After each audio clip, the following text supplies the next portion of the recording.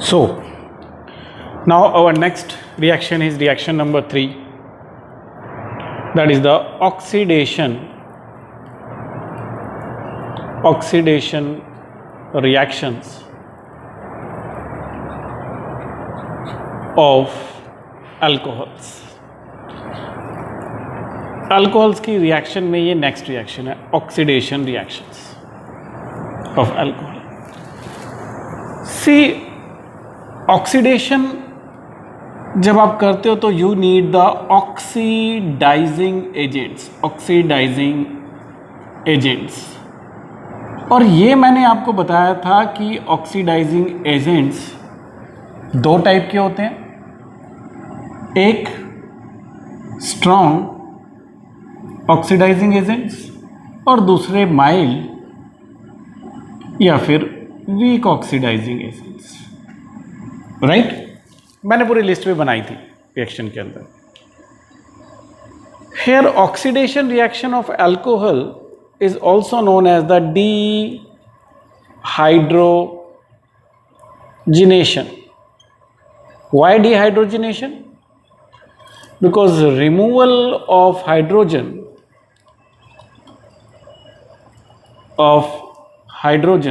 particularly dihydrogen, is also known as the oxidation. अगर हम 11th की बात करें तो ऑक्सीडेशन का मतलब होता है एडिशन ऑफ ऑक्सीजन या फिर removal of hydrogen. So when we do the oxidation of alcohols, it means या तो हमें इसमें ऑक्सीजन ऐड करनी है या फिर हमें अल्कोहल में से हाइड्रोजन निकालनी है. और इन दोनों ही केसेस में you need the oxidising reagents. Right, और ये ऑक्सीडाइजिंग रीजेंट मैंने बताया था दो टाइप के होते हैं, एक स्ट्रॉन्ग और एक माइल्ड. अगर मैं माइल्ड की बात करता हूं यहां पर, तो माइल्ड में मैंने आपको बताया था CrO3 anhydrous. This is mild. CrO3 anhydrous mild oxidising agent है. PCC pyridinium chlorochromate, this is also mild oxidising agent. और अगर मैं स्ट्रॉन्ग की बात करता हूं तो KMnO4 potassium permanganate under acidic condition और under basic conditions. K2Cr2O7 potassium dichromate under acidic condition.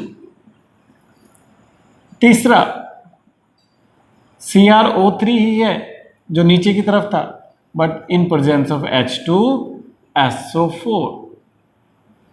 And you know, मैंने बताया था क्लास में, this is known as the Jones reagent.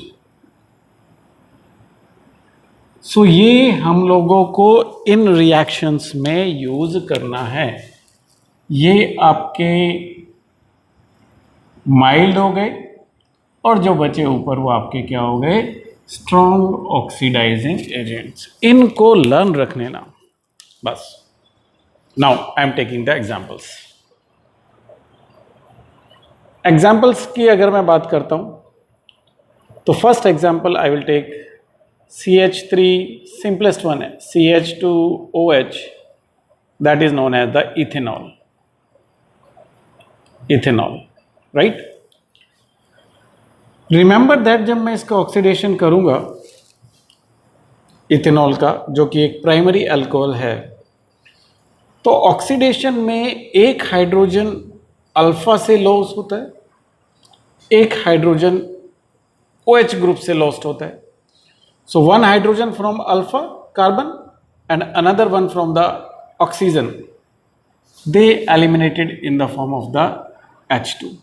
Right, and there is an additional bond formed between the alpha and the oxygen, alpha carbon and the oxygen, and we get the species CH3 CH double bond O. right, इसको मैं ये ना लिख करके सीधा ये लिख देता हूँ CH3CHO. so I will get the aldehyde. Okay, so अगर मैं इथेनॉल जो एक प्राइमरी अल्कोहल है इसका ऑक्सीडेशन करता हूं तो मुझे क्या मिल रहा है? एक एल्डिहाइड। अगर मैं इस स्पीशीज का भी फर्दर ऑक्सीडेशन कर दूं तो I will get the same carbon number carboxylic acid, right?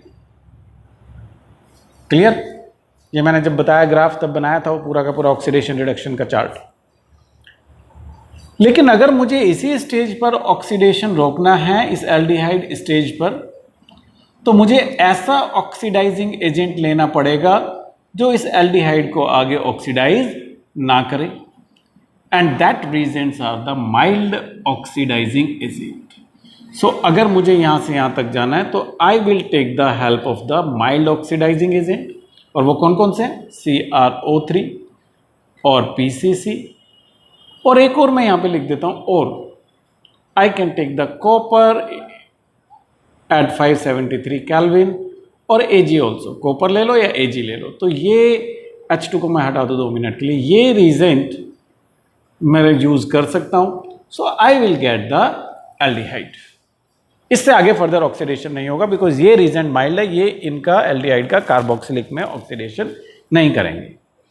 But अगर मुझे सीधा सीधा यहाँ से बिल्कुल डायरेक्टली ये बनाना है तो I need the strong oxidising agent, और स्ट्रॉन्ग ऑक्सीडाइजिंग एजेंट अभी अभी मैंने बताया कौन कौन से हैं? KMnO4 अंडर एसिडिक कंडीशन और KMnO4 under basic condition. Basic condition में रिमेंबर दैट इसका सॉल्ट बनेगा, एसिड नहीं होगा, CH3CO नेगेटिव पर रुक जाएगा, या फिर K2Cr2O7 अंडर एसिडिक कंडीशन, या फिर आप जॉनस रीजेंट CrO3 H2SO4 ये भी आप यूज कर सकते हो।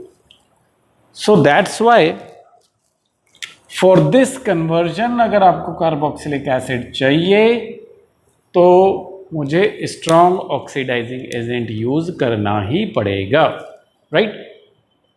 अब प्राइमरी से सीधा आपको क्या मिल रहा है? Carboxylic acid. अगर आपको एल्डिहाइड पर रोकना है तो यूज द माइल्ड वन, अगर आपको कार्बोक्सिलिक एसिड चाहिए तो use the strong one. And now you have to remember this for the future also, जब भी आप इसको इस टाइप की प्रॉब्लम्स के साथ डील करोगे। I will take another example, second, CH3 CHOH CH3.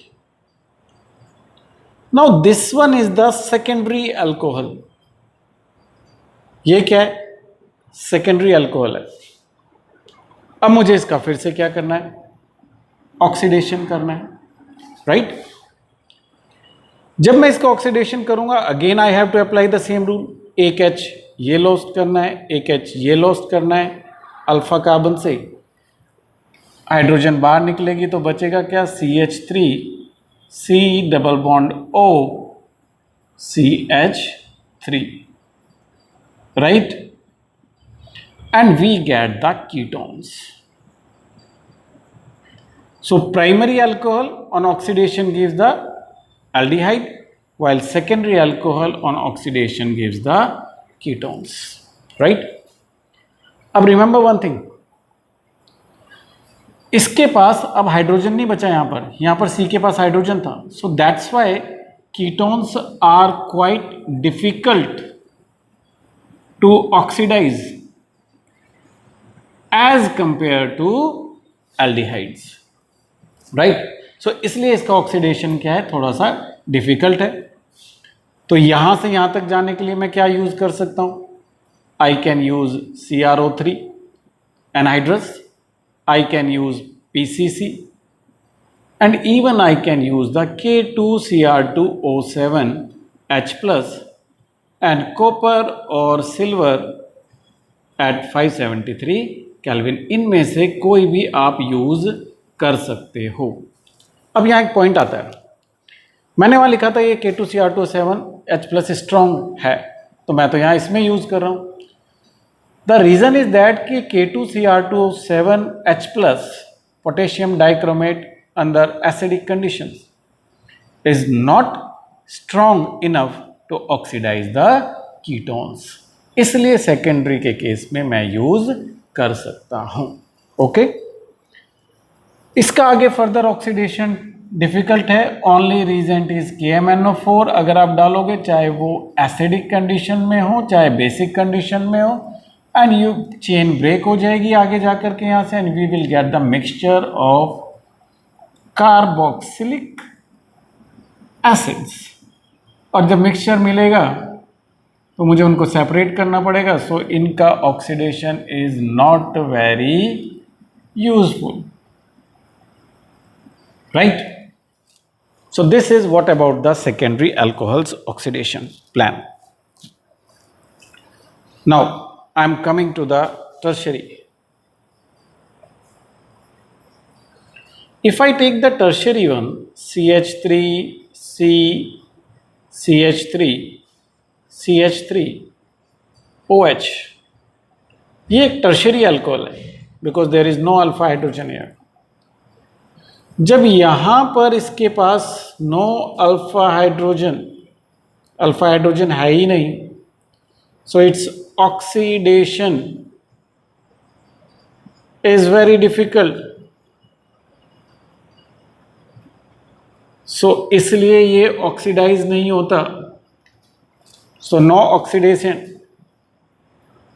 Oxidation, right?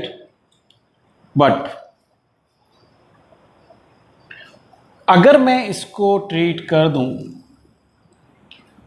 Copper या फिर silver and at 573 kelvin, copper and silver at 573 kelvin, so it will undergo dehydration means loss of water।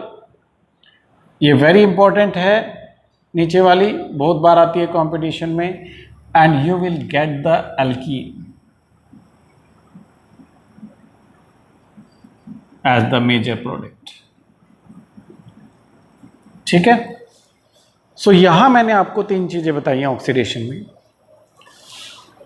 Primary, secondary, tertiary, right? This is what about the oxidations of alcohols. अगर मैं phenol की बात करूं तो phenols undergo oxidation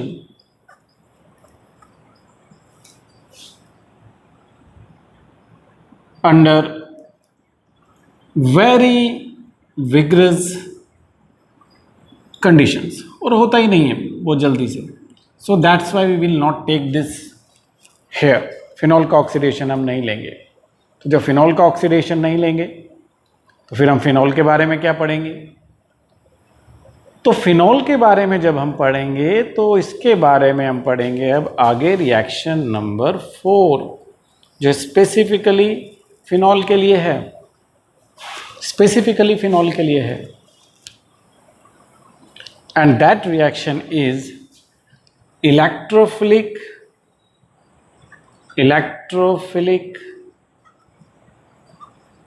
aromatic substitution reactions of phenol। ये थोड़ा सा 11th का पोर्शन है। यहां हम इस फिनॉल की बात करते हैं थोड़ी सी। फिनॉल के ऊपर ये OH ग्रुप है, इनफैक्ट ऊपर तो नहीं है, फिनॉल के अंदर है, ये लॉन पेयर है। सो लॉन पेयर जब यहां से जाते हैं because of plus R effect, तो there is a resonance plus R effect and they increases the electron density at ortho and para positions. ये यहाँ ऑर्थो पर है, इसके बाद ये फिर आगे जाएगा ऐसे, then charge will delocalised, negative यहाँ आ जाएगा, ये यहाँ डबल बॉन्ड है OH पॉजिटिव, और उसके बाद फिर से ये यहाँ और ये वाला यहाँ, so you will get this structure, this negative OH positive और फिर से ये यहाँ पर right. So what we are seeing here, number 1, OH is an activating group. 11th में हमने पढ़ा था activating deactivating group. Releases electron density at ortho and para positions, and thus an ortho para directing group. इसका मतलब क्या हुआ कि जो भी आप इलेक्ट्रोफिलिक एरोमेटिक सब्स्टिट्यूशन करोगे फिनॉल के ऊपर, उसमें आपको ऑर्थो हाइड्रोजन सब्स्टिट्यूट होगा या पैरा हाइड्रोजन सब्स्टिट्यूट होगा और मेजर प्रोडक्ट और माइनर प्रोडक्ट आपको मिलेगी.